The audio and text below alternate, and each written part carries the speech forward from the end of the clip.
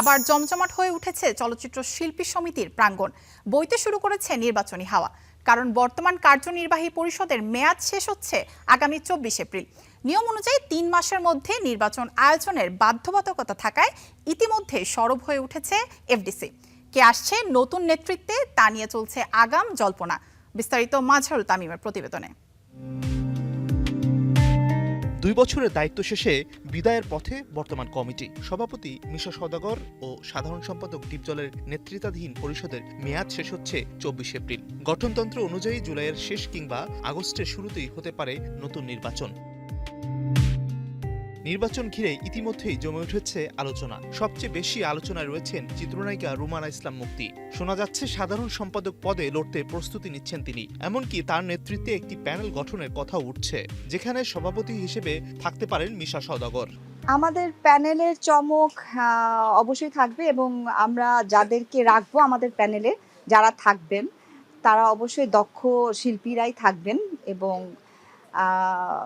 আমাদের প্যানেলটা গুছানো হবে, অনেক সুন্দর করেই গুছানো গুছানোটা শুরু হয়ে গেছে অলরেডি। আর তারপর তো অবশ্যই জানতেই পারবেন যে কারা কারা আছে। পারিবারিক ঐতিহ্য আর দীর্ঘদিনের অভিজ্ঞতায় শক্ত অবস্থান তৈরি করেছেন মুক্তি। কিংবদন্তি অভিনেত্রী আনোয়ারার কন্যা তিনি। 1992 সালে গৌতম ঘোষ পরিচালিত পদ্মা নদীর মাঝি দিয়ে বড় পর্দায় অভিষেকের পর একাধিক জনপ্রিয় চলচ্চিত্রে অভিনয় করে পেয়েছেন দর্শকপ্রিয়তা। শুধু নিজের প্রস্তুতি নয়, ভোটারদের সঙ্গে যোগাযোগও বাড়াচ্ছেন মুক্তি। বিভিন্ন অনুষ্ঠানে অংশ নিয়ে দিচ্ছেন নির্বাচনী বার্তা।